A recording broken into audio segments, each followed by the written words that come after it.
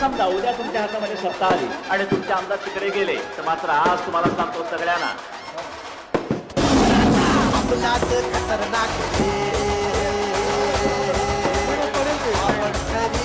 मान्यवरांना विनंती करतो की आपण मंचावर आसनस्थ होऊया. पक्ष आपला ठाकरे, चिन्ह आपलं ठाकरे, आनमान शान ठाकरे, माननीय आदित्य ठाकरे साहेब यांचा आपण पुन्हा एकदा स्वागत करूया. मी माननीय सत्यजित आबा पाटील आपणास विनंती करतो की आपण आपलं मनोगत व्यक्त करावं. ओके.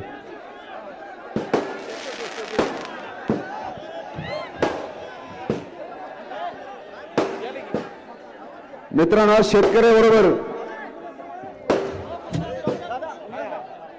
अनेक असे घटक आहेत की ज्या घटकाने या ठिकाणी सरकारनं पूर्णपणे वंचित ठेवलेलं आहे. आज हे सरकार या ठिकाणी आज महिलांच्या बाबतीत या ठिकाणी फार या ठिकाणी महिलांचा सन्मान करतंय असं दाखवण्याचा प्रयत्न करतंय. अरे असू दे ना.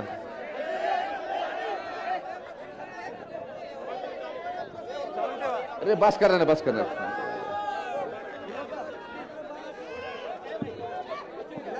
आज या शेतकऱ्याच्या ठिकाणी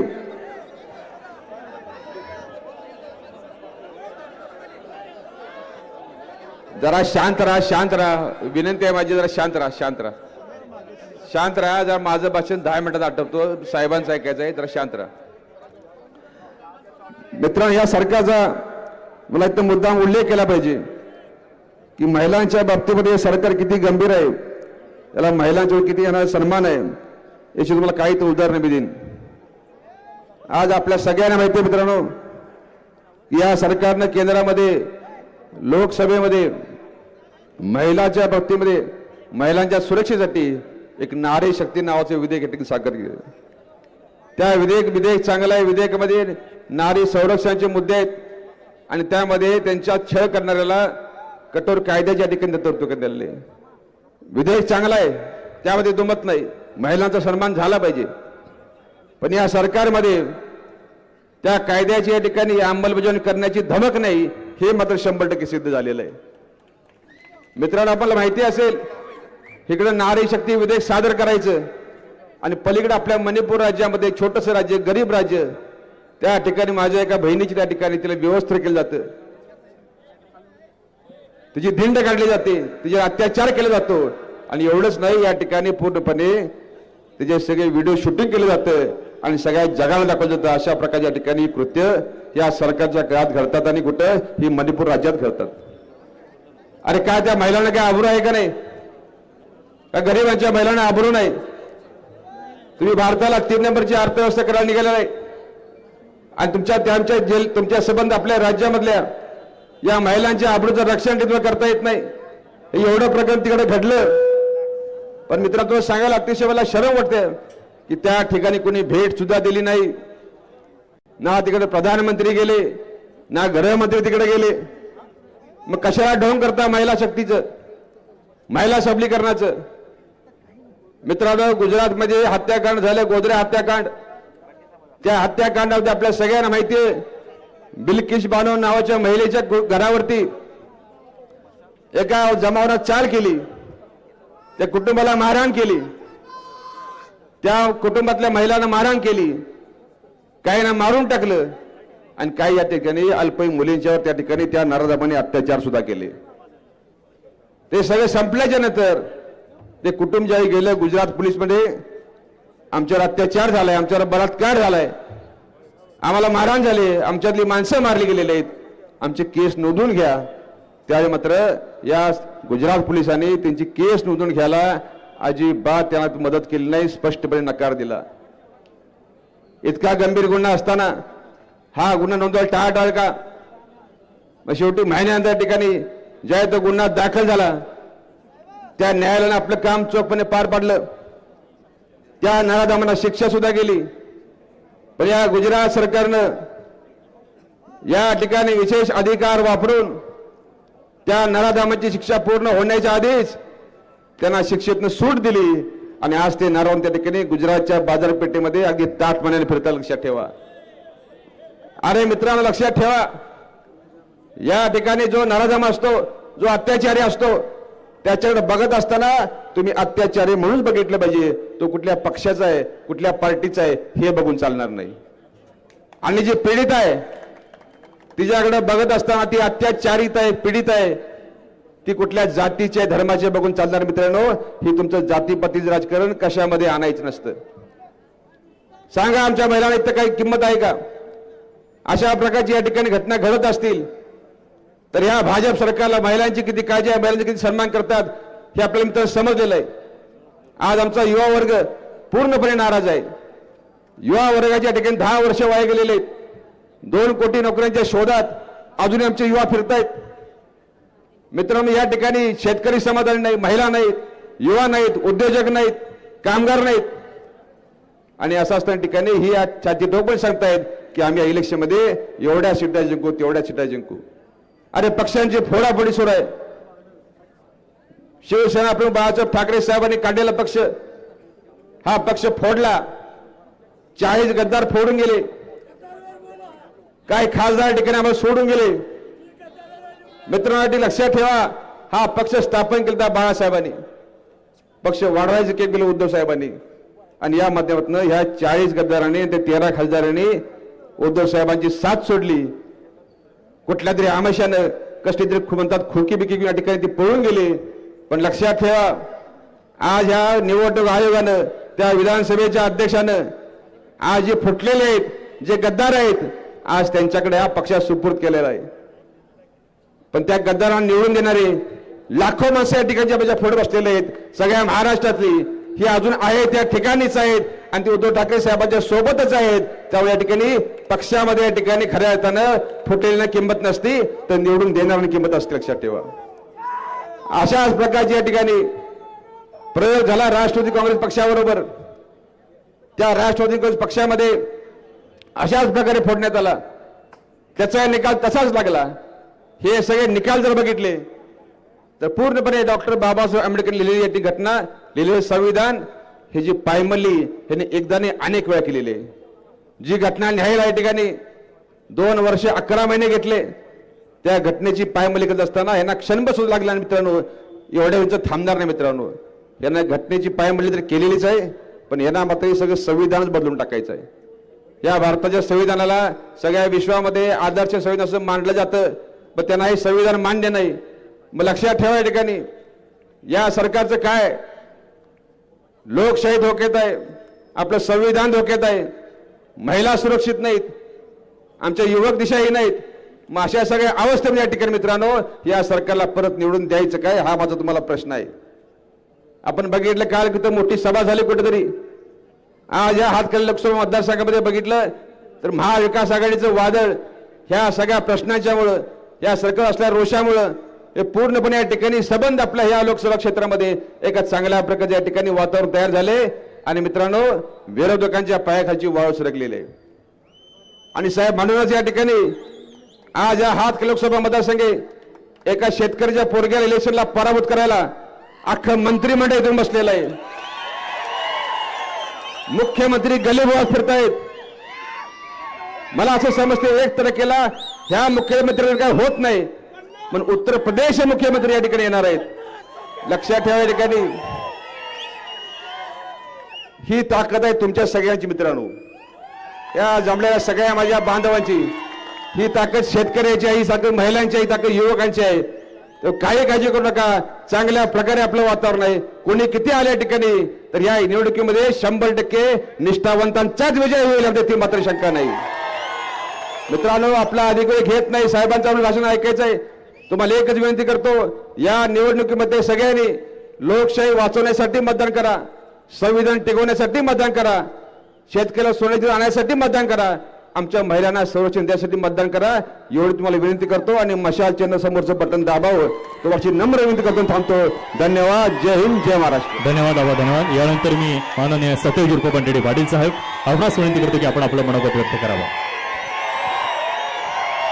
हातकणंगले लोकसभा मतदारसंघामध्ये आयोजित आजची सभा, या सभेला उपस्थित महाराष्ट्रातील तमाम युवकांचा आवाज आदित्य ठाकरेजी, व्यासपीठावर उपस्थित असणारे भावी खासदार म्हणून ज्यांना आपल्याला निवडून द्यायचं आहे ते सत्यजित पाटील, विद्याताई पोळ, त्याचबरोबर अरुभाई दुधवाडकर, संजय पवार, सुजित मिंचेकर, राजू आवळे, पोळ साहेब, सर्व जमलेले मान्यवर.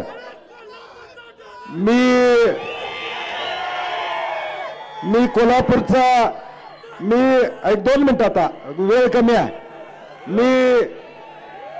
मी कोल्हापूरचा बॅट्समन असल्यामुळं मी नेहमी बॅटिंग तुमच्या समोर करतोय. परवा हातकणंगल्याला झाली, कुरुंदवाडला बॅटिंग झाली, आता इचलकरंजीला परत पुढच्या 2-3 दिवसांना माझ्या सभा होणार आहेत. परंतु आता आपल्याला ऐकायचं ते विराट कोहलींना ऐकायचं, आदित्य ठाकरेंना ऐकायचं. त्यामुळं मी जास्त वेळ घेणार नाही. परंतु एक ऐतिहासिक निवडणूक या हातकणंगले मतदारसंघात होत्या आणि निश्चितपणे सत्यजित पाटलांसारखा एक चांगला प्रामाणिक उमेदवार आदरणीय उद्धव ठाकरे साहेबांनी दिला, त्याबद्दल त्यांच्या मनापासून धन्यवाद त्या ठिकाणी देतो.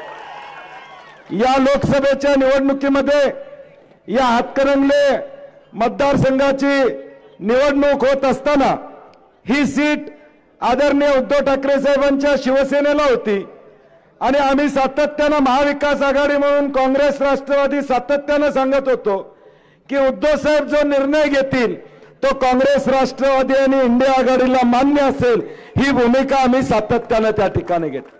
आणि म्हणून गेल्या 15-20 दिवसापूर्वी अगदी शेवटच्या टप्प्यामध्ये उद्धव साहेबांनी निर्णय घेतला, सत्यजित पाटलांच्या माध्यमातून निर्णय घेतला. मला वाटतं आदित्यजी उद्धव साहेबांना मानावं लागेल. सत्यजित पाटलांची उमेदवारी जाहीर केली आणि या हातकणंगले मतदारसंघाचं वातावरणच बदललं. म्हणजे मॅच व्हायच्या आधी सुरू व्हायच्या आधी त्या ठिकाणी वातावरण वेगळं होतं, परंतु संघ जाहीर झाला आणि वातावरण एकदम मशालेच्या बाजूला झालं. हे आता गेल्या 15 दिवसामध्ये अनुभव आम्ही या ठिकाणी घेतोय. आता आपल्या हातकणंगलेकरांची जबाबदारी आहे. शाहूवाडी पन्हाळा तालुक्यातून मी तुम्हाला खात्रीला एक सांगतो, 2.5 लाख मतदान झालं तर 2 लाख मतं सत्यजित पाटलांना मिळतील, हे जाहीरपणे तुम्हाला मी या ठिकाणी सांगतो. 1 लाखाचं लीड घेऊन तिथनं सत्यजित पाटील बाहेर पडतील.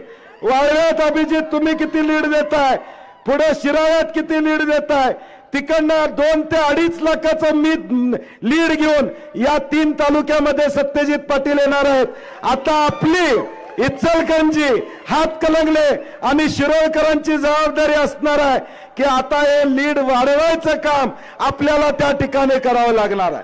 आपल्याला उमेदवार उद्धव ठाकरे साहेबांनी चांगला दिलेला आहे. आता उमेदवार दिलेला आहे, आजपासून जबाबदारी आपली असणार आहे की मताधिक्य देण्याची जबाबदारी आपली या ठिकाणी असणार आहे. ज्या कर्तृत्वान मुख्यमंत्र्यांनी उद्धव ठाकरे साहेब मुख्यमंत्री असताना या राज्याला दिशा देण्याचं काम केलं, कोविड मध्ये सामान्य माणसाला आधार देण्याचं काम उद्धव ठाकरे साहेबांनी या ठिकाणी केलं.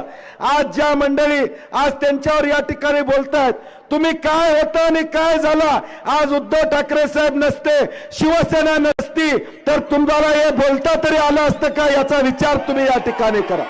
जी मंडळी आज या सगळ्यांच्यावर टीका करतात, तुम्हाला मोठं कुणी केलं, शिवसेनेमुळे तुम्ही मोठं झालात. या राज्याचं नेतृत्व करण्याची संधी कुणामुळे मिळाली, शिवसेनेमुळे त्या ठिकाणी तुम्हाला मिळाली.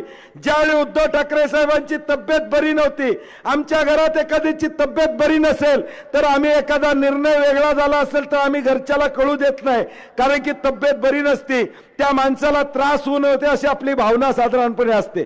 घरात आपली आई आजारी असेल आणि आपल्याला नोकरीत कुठं अडचण आली असेल, वरिष्ठ काय बोलले असतील तर आपण आईला बोलत नाही, वडिलांना ते सांगत नाही, आपण आपल्या बाजूला ठेवतो, कारण की व्यक्ती घरातली आजारी असते.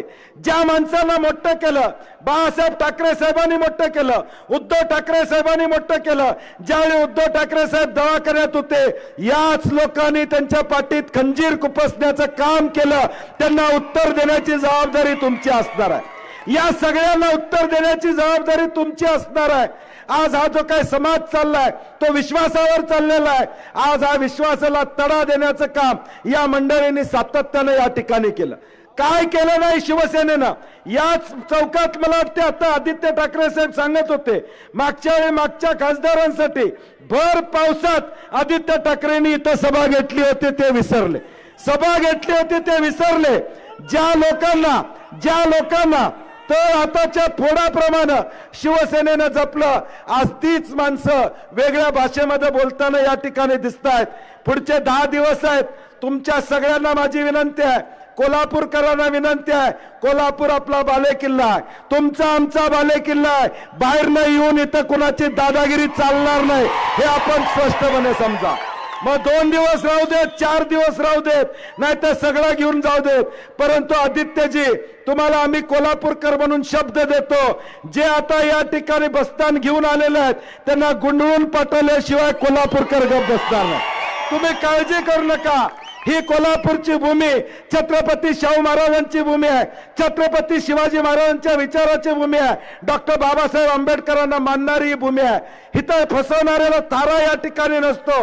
कोण बाहेरून येऊन आम्हाला आमचं मतदान कसं करावं हे सांगणारा एवढा दूध खुळा कोल्हापूरचा माणूस या ठिकाणी नाही आहे.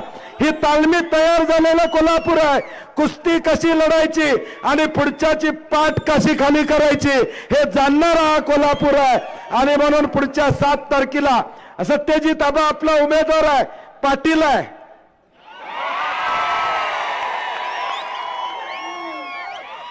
आपला उमेदवार आहे. आपण ताकदीनं पाठीमागे राहा. दाखवून द्या, महाराष्ट्राला दाखवून द्या की एक सामान्य माणूस लोकसभेचा खासदार होऊ शकतो. शिवसेनेची ताकद काय, काँग्रेसची ताकद काय, राष्ट्रवादीची ताकद काय. ज्यांनी या ठिकाणी पवार साहेबांचा पक्ष फोडला, उद्धव ठाकरे साहेबांचा पक्ष फोडला, त्यांना जागा दाखवायची वेळ आता या ठिकाणी आलेला आहे. आणि ती जागा आपल्याला मतदानाद्वारेच या ठिकाणी दाखवायला लागेल हे मुद्दामून मी आपल्याला या ठिकाणी सांगतो. आज वडगावच्या ऐतिहासिक भूमीमध्ये ही सभा होत्या. सातत्यानं या वडगावला मी मनापासून प्रेम केलेला या वडगावकरांना या ठिकाणी माहित आहे. आदरणीय विद्यार्थी असतील, विजयसिंग यादव साहेब असतील, या सगळ्या मंडळी वडगावला पुढे घेऊन जाण्याचा प्रयत्न केला. माझ्या काळामध्ये या वडगावला तब्बल 37 कोटी रुपयाचा निधी मी या ठिकाणी दिला होता. हे वडगावातल्या गल्ली गल्लीतल्या माणसांना या ठिकाणी माहित आहे. हा हातकणंगले तालुका मोठा तालुका आहे. या तालुक्यावर जिल्ह्याचं लक्ष असणार आहे आणि म्हणून आपल्या सगळ्यांची जबाबदारी आहे की येणाऱ्या भविष्यकाळात ऐतिहासिक असा विजय मिळवायचा आहे. उद्धव ठाकरे साहेबांना आम्ही विनंती करणार आहे, आदित्यजी ज्यावेळी या ठिकाणी निकाल लागेल कोल्हापूरला विजयी सभेला तुम्ही यावं लागेल. हे दोन्ही खासदार कोल्हापूरचे छत्रपती शाहू महाराज आणि इकडनं सत्यजित पाटील हे मताधिक्यानं महाराष्ट्रात जास्तीच्या निवडून येतील हा विश्वास व्यक्त करतो आणि माझे 2 शब्द संपवतो. जय हिंद, जय महाराष्ट्र. धन्यवाद बंटी साहेब, धन्यवाद. यानंतर या कार्यक्रमासाठी प्रमुख मार्गदर्शन करण्यासाठी आलेले आदित्यजी ठाकरे साहेब, आपणास विनंती करतो की आपण आम्हा सर्वांना मार्गदर्शन करावं. आदित्य ठाकरे साहेब तुम आगे बढ़ो. जय महाराष्ट्र.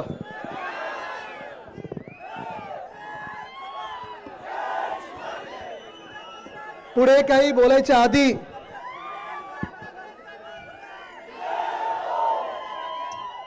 कुठपर्यंत गेलेत? पुढे काही बोलायच्या आधी इकडे जी मंडळी बसलेली आहे, कारण साधारणपणे जिथे जिथे बघतोय तिथे आपले सगळे बॅल्कनीवर आहेत, मागे पूर्ण सगळीकडे आपली लोक प्रेमाची भरलेली आहेत. मी आपल्याला जरा विनंती करतो की सभा संपल्यानंतर आपण धावत वरती येऊ नका, आम्ही खालती जाऊ नतर, कारण इथे मशाल पण आहे, ती पेटलेली आहे, सगळ्यांनी काळजी घ्या. मला आठवतं 5 वर्षापूर्वी इथेच सभा झाली होती, पाऊस पडत होता आणि एका गद्दाराला जिंकवायला आम्ही मैदानात उतरलो होतो. तुम्ही सगळे मैदानात उतरला होता.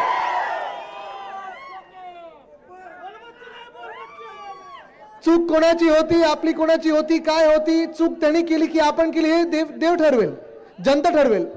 पण मला एवढं माहिती की जो आपल्या सोबत आला होता, ज्याला काही राजकीय भवितव्य राहिलं नव्हतं, ज्याची राजकीय ओळख राहिली नव्हती, अशा व्यक्तीला घरातून काढून आपण दिल्लीच्या संसद भवनात बसवला होता. ते ह्या जनतेने बसवला होता. ह्याच जनतेच्या पाठीतच तरी खंजीर खुपसलाय.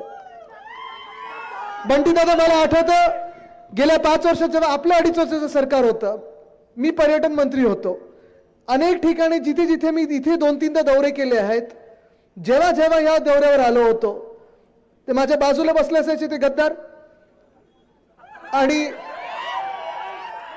ठीक आहे नेहमीसारखं गोड गोड बोलायचे, पण मला थोडं एक दाखवायचे की साहेब मला जरा इथे हे करायचंय, तिथे ते करायचंय.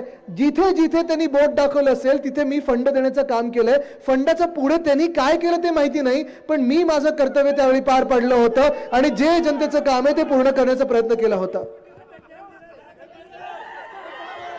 हे सगळं काही मला माहिती नाही, पण तुम्हाला एक आश्वासन देतोय, ह्या जून 4ला जेव्हा निकाल लागतील केंद्रात आपलं सरकार बनेलच,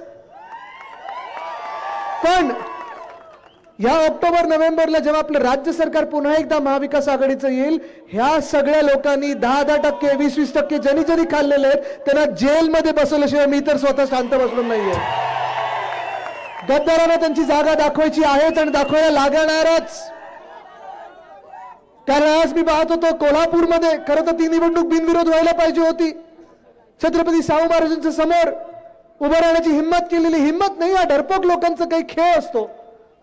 पण तिथे जी निवडणूक बिनविरोध व्हायला पाहिजे होती तिथे हे गद्दार यांनी एक उमेदवार टाकलेला, आणि इथे मला माहिती आहे काय काय काय काय किती हातपाय दाबून जोडून ही तिकीट त्यांनी मिळवलेलं आहे.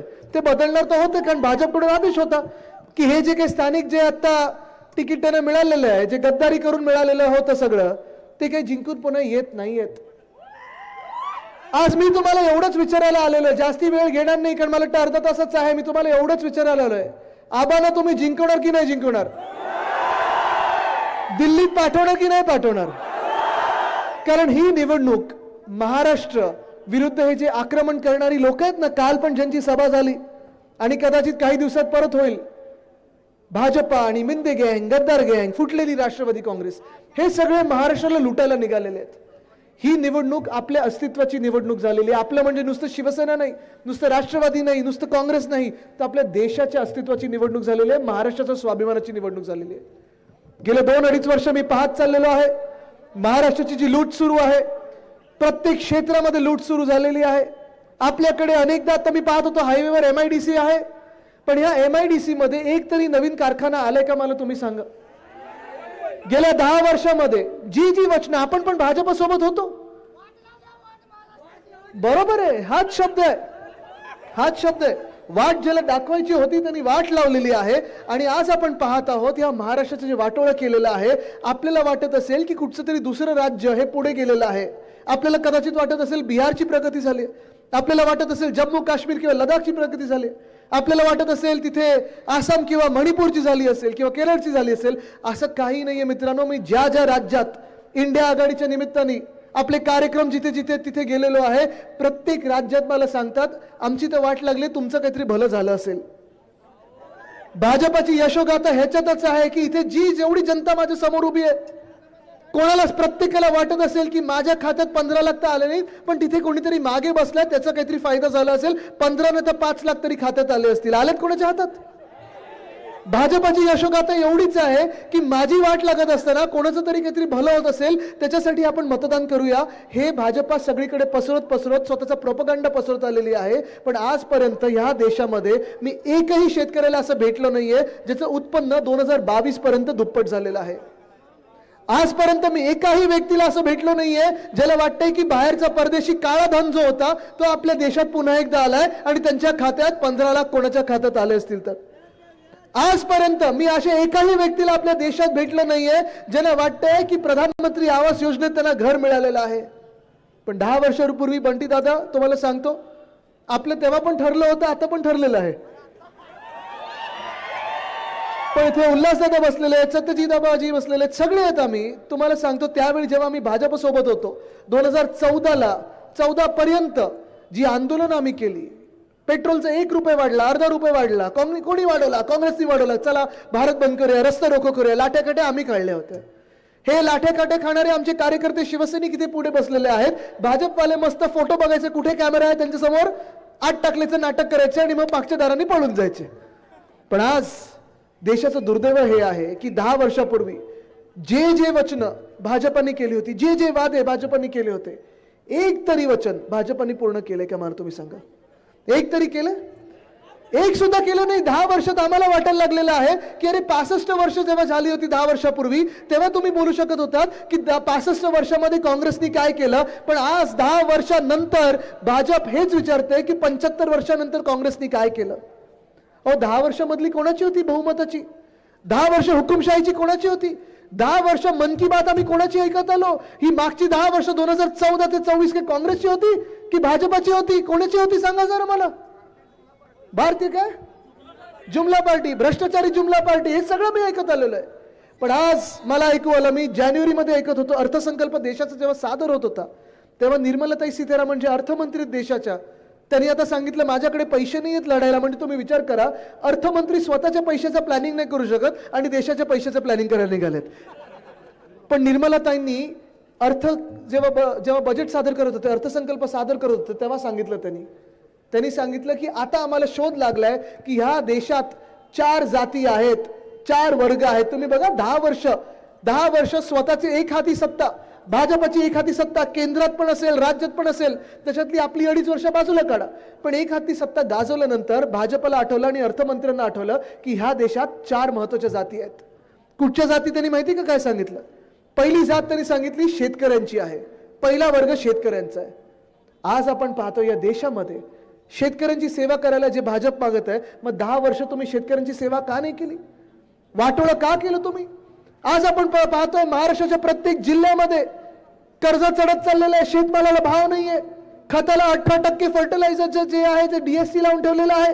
हे सगळं होत असताना या महाराष्ट्रात जसं शेतकरी खुश नाहीये तसं देशभरातला शेतकरी खुश नाहीये. आणि हा नाखुश शेतकरी, हा हैराण शेतकरी, हा त्रस्त शेतकरी जेव्हा दिल्लीचा असेल, पंजाबचा असेल, चंदीगडचा असेल, हरियाणाचा असेल, उत्तर प्रदेश असेल, दिल्लीकडे मोर्चा घेऊन निघाला, तेव्हा ह्या शेतकरी बांधवावर केंद्र सरकारनी, ह्याच भाजपच्या सरकारनी लाठीचार्ज करून घेतला.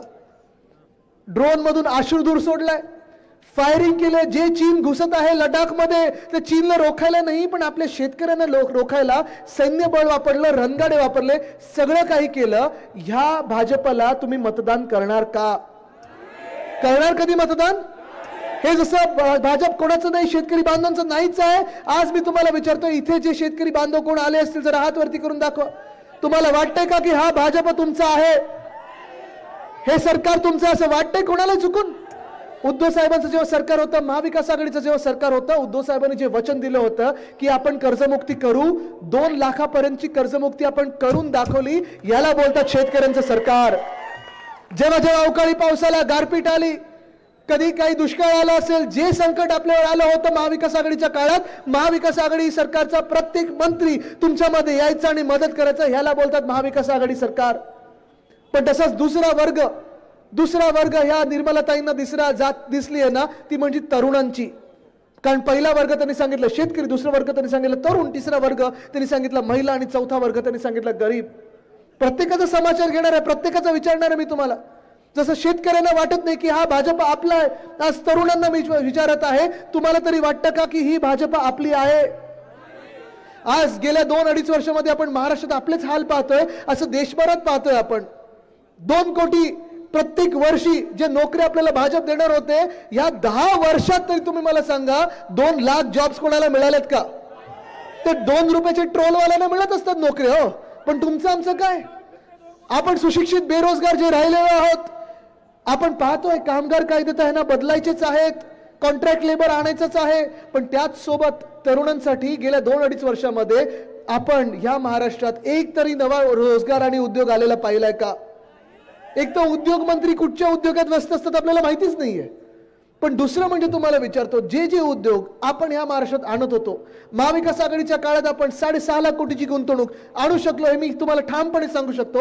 तसं हे जे मिंदे आहेत जे फिरत आहेत तिथे गल्ली बोलाट फिरत आहेत, स्वतःला कदाचित त्यांनी नोकरी खेचून घेतली असेल, भाजपच्या जॉबवर लागले असतील. पण आज मी तुम्हाला विचारत आहे, मिंदे सरकारने तुम्हाला एक तरी नवा उद्योग आणलाय का?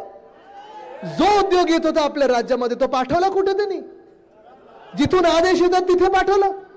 वेदांत फॉक्सकॉन माहिती ना किती लोकांनी ऐकले वेदांत फॉक्सकॉन बद्दल? मी, सुभाष देसाई साहेब, सगळेच आम्ही प्रयत्न करत होतो. साधारणपणे 1 लाख लोकांना, तरुणींना आपल्या राज्यात उद्योग आला असता ते एका कंपनीने आला असता वेदांत फॉक्सकॉनमुळे.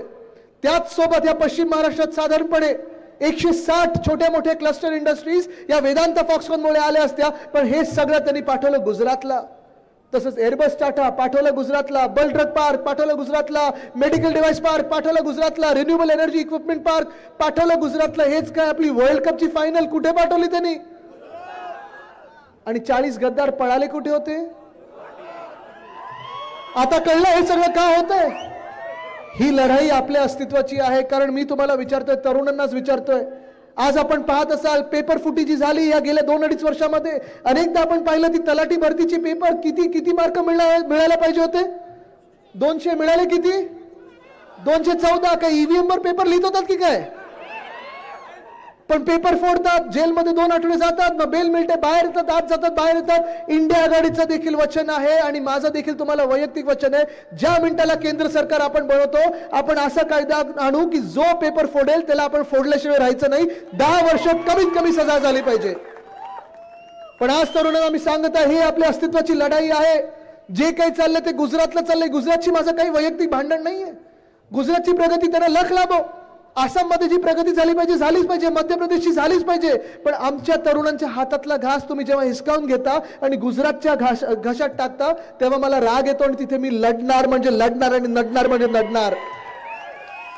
आज 3रा वर्ग जो बसलेला आहे इथे, महिला आणि 4था वर्ग गरीब, मी तुम्हाला देखील विचारत आहे, आपण सगळेच या देशात आता कोणाला जीवन परवडतच नाही, जगणं परवडतच नाही. आज महिलांना खास करून मी विचारत आहे, आज विचारत आहे तुम्हाला, गॅस डिझेल पेट्रोल म्हणजे जीडीपी, अर्थतज्ञांचा जीडीपी नाही, सामान्य नागरिकांचा जीडीपी जो असतो, आपण तेव्हा 2014 मध्ये जी आंदोलन करायचो तेव्हा गॅसची किंमत काय होती हो? 400 रुपये होती ना. आज किती झाली आहे? झालं ना 400 पार. करणार तुम्ही भाजपला 400 पार? पेट्रोलची किंमत काय होती? आज किती आहे? बसा दादा, आज किती आहे पेट्रोलची किंमत? डिझेलची किती आहे? आज तुम्ही मला सांगा, वाटते का ही भाजप सरकार, हे भाजप सरकार तुमच्यासाठी काम करते ते? म्हणजे आज महिला खुश नाहीयेत, आज गरीब खुश नाहीयेत, आज शेतकरी खुश नाहीत, आज युवा खुश नाहीयेत. मग ह्या 4 जातींचा जो शोध लावलेला आहे निर्मलाताईंनी, तो नक्की कोणासाठी लावलाय आणि कशासाठी लावलाय? आज हा सवाल इथे उठवणं गरजेचं आहे. महिलांचं खास करून मी विचारतो, इथे मोठ्या संख्येत महिला आलेल्या आहेत. याच मंत्रिमंडळात मिंदे सरकारच्या 2 असे मंत्री आहेत. एका मंत्र्यांनी एका महिला खासदारांना घाणेरड्या शिव्या ह्या प्रेस समोर दिल्या होत्या. खरं तर मुख्यमंत्रीची घटना बाह्य आहेत. त्यांनी इथे मंत्र्याला लाथ मारून काढून टाकायला पाहिजे होतं, गेट आउट सांगून काढून टाकायला पाहिजे होतं. त्याला प्रमोशन दिलेलं आहे आणि बाजूला मांडी लावून बसवलेलं आहे. दुसरे असे मंत्री आहेत ज्यांना उद्धव साहेबांनी काढून टाकलं होतं, कारण त्या मंत्र्यांवर घाणेरडे आरोप झाले होते, अत्याचाराचे झाले होते, बलात्काराचे झाले होते. ज्या मिनिटाला आपलं सरकार पाडलं या गद्दारांनी, पुन्हा एकदा त्यांना मंत्री केलंय आणि स्वतःच्या बाजूला बसवलंय. मान्य आहे असे मंत्री तुम्हाला? मान्य आहेत? मला वाटतं आबा, आता तुम्ही ह्यांचं सांगत होतात, ती गुजरातची जी केस आहे बिल्किस बानोची, ही फार महत्वाची केस आहे. बिल्किस बानोच्या बाईवर एक गुजरातमध्ये बलात्कार झाला. बलात्कार होत असताना तिच्या 3 वर्षाच्या मुलीला तिच्या डोळ्यासमोर चिरडलं गेलं आणि मारून टाकलं गेलं होतं. ते बलात्कारी पकडले गेले, ते अत्याचारी पकडले गेले, त्यांना जेलमध्ये टाकलं, सजा झाली. ती कोर्टाने सजा सुनावली होती आणि कोर्टाने सजा सुनावल्यानंतर मागच्या वर्षी जेव्हा गुजरातमध्ये प्रचार करायचा होता भाजपचा, ह्याच भाजपच्या सरकारने त्यांना गुजरातमधून, त्या जेलमधून बाहेर काढलं, त्यांची आरती ओवाळली, हार घातले त्यांना आणि प्रचारात सगळीकडे फिरवलं. मान्य आहे अशी भाजप तुम्हाला? ज्या सरकारमध्ये ह्या सगळ्या गँग मंत्रालयात जाऊन फोटो काढत असतात, रील बनवत असतात, जे बलात्कारी असतात त्यांना तुम्ही प्रचार सभेत फिरवता. आम्हाला जी संस्कृती आमच्या वंदनीय हिंदू सम्राट बाळासाहेब ठाकरेंनी शिकवलेली आहे ती हीच आहे की जी बाई जिच्यावर बलात्कार झाला असेल, तिची जातपात धर्म न बघता, जो कोणी बलात्कार असेल त्या बलात्काराची जातपात धर्म न बघता त्याला फाशीच झाली पाहिजे. ही संस्कृती वंदनीय हिंदू सम्राट बाळासाहेब ठाकरेंनी हिंदुत्व आपल्याला शिकवलेलं आहे. आज अनेक कारण देऊन हे गद्दार सगळीकडे फिरतील, आज अनेक कारण देऊन तुम्हाला सांगतील की मतदान आम्हाला करा, आमचे तर 400 पार होत आहेत, 400 पार होत आहेत. 400 पार बीर काही होत नाही. तुम्हाला सांगतो, देशभरात एकच नारा आहे, अब की बार भाजपा तडीपार. हा नारा कानाकोपऱ्यात आहे, प्रत्येक राज्यात आहे. आज केरळमधून भाजप साफ होत आहे, तामिळनाडूमध्ये साफ होत आहे, कर्नाटकामध्ये कालचंच मतदान बघा, काल पण पाहतो तुम्हाला साऊथ से साफ आणि नॉर्थ में हाफ अशी भाजपची स्थिती झालेली आहे. पण भीतीदायक गोष्ट हीच आहे की भाजपला 400 पार कशासाठी आणायचे कोणी सांगू शकतं का? 10 वर्ष तुम्ही बहुमताचं सरकार गाजवलं, नोटाबंदी बद्दल आज बोलत नाही, जीएसटी बद्दल बोलत नाही, महागाई बद्दल बोलत नाही. आज बोलायला निघालेत मटन, मांस, मच्छीवर. म्हणजे तुम्ही काय खाणार, कसं राहणार, कसं जगणार याच्यावर. बरोबर आहे, बरोबर आहे. काय नाव तुमचं दादा? बरोबर बोलताय तुम्ही. आज या भाजपला संविधान बदलायचे. तुमचे आमचे जे हक्क आहेत, जे अधिकार आहेत, जी कर्तव्य आहेत ती बदलायची आहेत. या भाजपला डॉक्टर बाबासाहेब आंबेडकर बद्दल प्रेम नाहीये. ह्याच भाजपला संविधान बदलायचं आहे. कारण आपले जे न्याय हक्क आहेत, वेगळ्या वेगळ्या समाजाला जे हक्क दिलेले आहेत, अधिकार दिलेले आहेत, आपल्या प्रत्येक नागरिकाला जे अधिकार दिलेले आहेत ते भाजपला हिसकावून घ्यायचे आहेत आणि स्वतःची मुलं, स्वतःची पोरं BCCI मध्ये अध्यक्ष बनवून ठेवायची आहेत. पण आपल्यासारखे सामान्य नागरिक त्यांना त्या संसद भवनात नको आहेत. आणि म्हणून आज मी खास करून तुम्हाला विनंती करायला आलोय, तुम्ही जर उभं राहाल एका व्यक्तीच्या मागे ह्या मतदारसंघातून, तर तो कोणाच्या मागे तुम्ही उभं राहणार आहे? आबांसोबत उभं राहणार ना? एका सामान्य नागरिकाला, सामान्य निष्ठावंत शिवसैनिकाला उद्धव साहेबांनी तिकीट दिलेलं आहे आणि तुमची सगळ्यांची साथ त्यांना मिळणार की नाही मिळणार? या शिवसेनेची, शिवसेना उद्धव बाळासाहेब ठाकरे ह्या पक्षाची नेहमीच आपली ओळख राहिलेली आहे की सामान्य नागरिकांना असामान्य ताकद द्यायची आणि दिल्लीत बसवायचं, त्या तख्तावर बसवायचं. पण आज जर आपण ही ताकद तुम्ही त्यांना दिली नाही, ही ताकद तुम्ही तिथे कोल्हापूरमध्ये पंजाला दिली नाही, इथे मशालीला दिली नाही, तर ही ताकद नष्ट नाही, ही ताकद लढत राहणार. पण महाराष्ट्र संपवण्याचं जे कार्य ते भाजप करत आहेत, कटकारस्थान करत आहेत, ते सफल होईल. तुम्ही हे सफल होऊ देणार? तुम्ही भाजपला संविधान बदलू देणार? तुम्ही भाजपला महाराष्ट्र मोडू देणार? तुम्ही महाराष्ट्राला भाजपासमोर आणि गुजरात समोर, दिल्ली समोर झुकायला देणार? ही लढाई आपल्या अस्तित्वाची, आपल्या स्वाभिमानाची आहे. आज पहा तुम्ही, हे जे लोक आहेत, काय झालं? ठीक आहे. ही जी लोक आहेत, ही जी भाजपची लोक आहेत, ह्याने एवढंच मजा वाटते की आपल्या इकडचे घटनाबाह्य मुख्यमंत्री दिल्ली समोर जातात आणि झोकत असतात, दिल्ली समोर जातात, लोटांगण घालत असतात. उद्धव साहेबांसारखे मुख्यमंत्री पुन्हा एकदा आपल्याला हवेत. आपल्याला प्रत्येक कार्यकर्ता असा पाहिजे जो दिल्ली समोर झुकणार नाही, पण ताठ मानाने सांगेल की होय, मी महाराष्ट्रातून आलोय, जे बोलायचं ते आमच्या समोरून बोल. आणि आज इथून पुढे निघत असताना मला माहिती 10 वाजायला आलेत, पण या देशाचे 12 वाजू देऊ नका. आणि ते शस्त्र तुमच्या हातात आहे. ते शस्त्र जर तुम्हाला बघायचं असेल ना, तर जरा हात वरती करा आणि एक बोट वरती करा, तुमचं मतदानाचं बोट वरती करा. ही ताकद आहे. ही ताकद तुम्हाला मतदानाच्या दिवशी दाखवायची. आणि ही ताकद जर एकजूट झाली तर दिल्ली महाराष्ट्र समोर झुकल्याशिवाय राहणार नाही. हा शब्द मी तुम्हाला देत आहे. मी तुम्हाला पुन्हा एकदा विचारत आहे, तुम्ही कोणासोबत उभे राहणार? महाराष्ट्र सोबत उभे राहणार की भाजपा सोबत उभे राहणार? तुम्ही संविधानासोबत उभे राहणार की भाजपा सोबत उभे राहणार? तुम्ही सामान्य नागरिकांसोबत उभे राहणार की भाजपा सोबत उभे राहणार? तुम्ही लोकशाही सोबत उभे राहणार की भाजपा सोबत उभे राहणार? जर तुम्हाला सोबत संविधानाचं राहायचं असेल, जर तुम्हाला लोकशाही सोबत उभं राहायचं असेल, संविधानाचं रक्षण करायचं असेल, तर तुम्ही कोणाला जिंकून देणार? उमेदवाराचं नाव काय? उमेदवाराचं नाव काय? उमेदवाराचं नाव काय? चिन्ह काय? चिन्ह कुठचं? चिन्ह कुठचं? ठरलं ना आपलं? उद्धव साहेबांनी सांगू ना, इथून आपलं जिंकून येतोय. आबा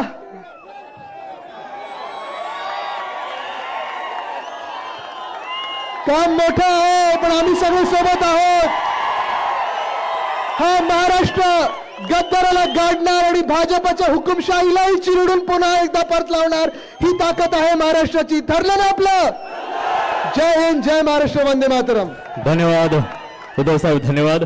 या कार्यक्रमाच्या निमित्तानं आपण सर्वजण उपस्थित राहिलात त्याबद्दल मी पुन्हा एकदा आपल्या सर्वांचा आभार व्यक्त करतो. धन्यवाद. युवासेना प्रमुख माननीय श्री आदित्यजी ठाकरे साहेब यांना एक विनंती आहे. वडगाव नगरपालिकेचे माजी उपनगराध्यक्ष आदरणीय संदीप पाटील बाबा यांचा आज वाढदिवस आहे. आदरणीय आदित्यजी ठाकरे साहेब यांना विनंती, आपल्या प्रमुख उपस्थितीत आदरणीय संदीप पाटील बाबा यांचा वाढदिवस आपण या ठिकाणी